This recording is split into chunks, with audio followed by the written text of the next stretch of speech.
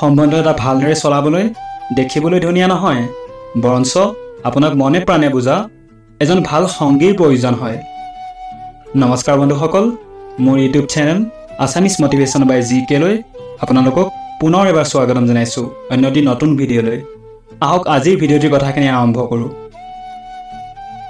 অহংকাৰৰো প্ৰয়োজন আছে যেতিয়া কথা অধিকাৰ, চৰিত্ৰ আৰু সন্মানত আহি পৰে। জীৱনটোক আৰু সুন্দৰ বনাবলৈ মোৰ লগত কি হৈ আছে সেইটো ভবাৰ সলনি মই কি কৰি আছোঁ এইটো ভবা উচিত। তোমাক বিচৰা মানুহ হয়তো তুমি বহুত পাব পাৰা, কিন্তু তোমাৰ বাবে চিন্তা কৰা মানুহ হাজাৰ তুমি এজন পাব পাৰা। বন্ধুত্বৰ পাছত প্ৰেম হ'ব পাৰে, কিন্তু প্ৰেমৰ পাছত কেতিয়াও বন্ধুত্ব হ'ব নোৱাৰে, কিয়নো ঔষধ মৃত্যু হোৱাৰ আগত কামত আহে, মৃত্যু হোৱাৰ পাছত ই একো কামত নাহে। গোটেই প্লে ষ্ট'ৰত বিচাৰি চালোঁ, কিন্তু সেই গেমটো মই কেতিয়াও বিচাৰি নাপাওঁ, যিটো গেম মানুহবোৰে মোৰ লগত খেলিছিল। মোক হেৰুৱাই পস্তাবা এদিন তুমি, না মই থাকিম না মোৰ নিচিনা কোনোবা থাকিব। লিখাজনেতো লিখি থৈ গুচি গ'ল যে টকা পইচা ধন সম্পত্তি এইবোৰ আমাৰ লগত নাযায়, কিন্তু এইটো নিলিখিলে যে জীয়াই থাকোঁতে এইবোৰ আমাৰ বহুত কামত আহে। সিংহৰ দৰে হোৱা, সিংহাসনৰ চিন্তা নকৰিবা, তেতিয়া তুমি য'তেই বহিবা সেয়াই তোমাৰ সিংহাসন বনি যাব।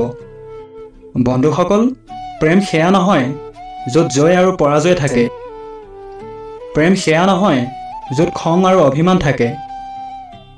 প্ৰকৃততে প্ৰেম সেয়াহে য'ত নেকি কাৰোবাক পোৱাৰ একো আশা নাথাকিলেও মনত তেওঁক পোৱাৰ এটা অভিপ্ৰায় থাকে। বন্ধুসকল, ৰিলেশ্যন এটাত এজনে আনজনক কেৱল সন্মান দিবলৈ শিকা।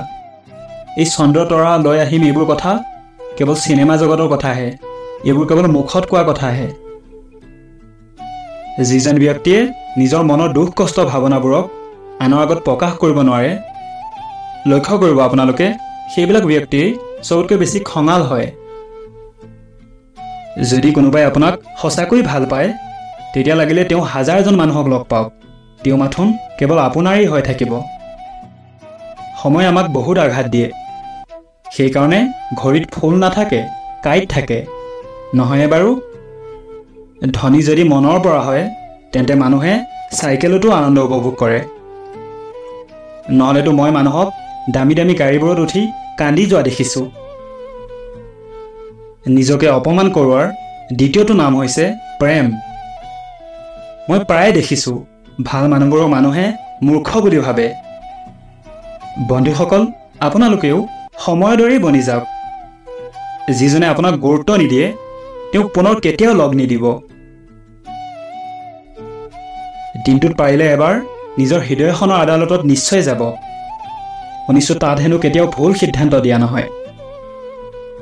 আপুনি কেতিয়া শুদ্ধ আছিল ইয়াক কোনেও মনত নাৰাখে, কিন্তু আপুনি কেতিয়া ভুল আছিল ইয়াক কোনেও নাপাহৰে। জীৱনত ডাঙৰ কিবা এটা কেৱল সেইজন মানুহেই কৰিব পাৰে যিজনে সময়ৰ মহত্বক বুজি পায়। সময় এদিন নহয় এদিন নিশ্চয় বদলিব আপোনাৰ, মাথোন আপুনি সময়ক অলপ সময় দিবলৈ শিকক। ইয়াত কোনো কাৰোৱে নহয়, সকলো কেৱল লাভ লোকচানৰ বেমাৰী। ইয়াত এইখন দুনিয়া কেৱল স্বাৰ্থৰে চলি আছে, চব কেৱল মতলবৰ সম্বন্ধ ইয়াত। বন্ধুসকল, কিছুমান বস্তু আমাৰ অহংকাৰৰ বাবে নহয়, মাথোন আত্মসন্মানৰ বাবে এৰিবলগীয়া হয়।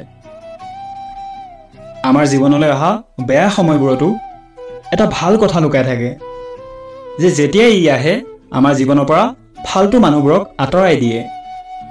আমাৰ বেয়া সময়বোৰতো এদিন বদলি যাব, কিন্তু বদলি যোৱা মানুহবোৰ আমাৰ সদায় মনত থাকি যাব। বন্ধুসকল, আমি বৰ্তমান যেনেকুৱা সেয়া সকলো আমাৰ চিন্তা ভাৱনাবোৰৰ পৰিণতি।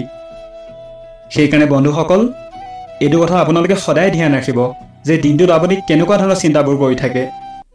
যিকোনো মুহূৰ্তত নিজকে পজিটিভ চিন্তাৰে আৱৰি ৰাখিবলৈ যত্ন কৰক। যিবোৰ লোকে নিসংগতাক ভাল পায়, অকলশৰে থাকি ভাল পায়, সেইবোৰ লোকক বুজি পাব পৰাটো ইমান সহজ কথা নহয়।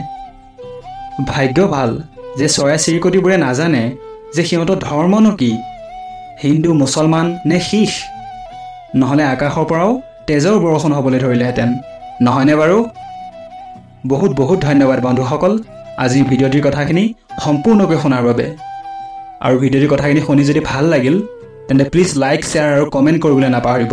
আৰু ভিডিঅ'টিৰ যিকোনো এটা কথাও যদি আপোনালোকৰ মনত কিবা আঘাত পেলাইছে তেন্তে মই আপোনালোকৰ ওচৰত ক্ষমা প্ৰাৰ্থনা বিচাৰিছোঁ।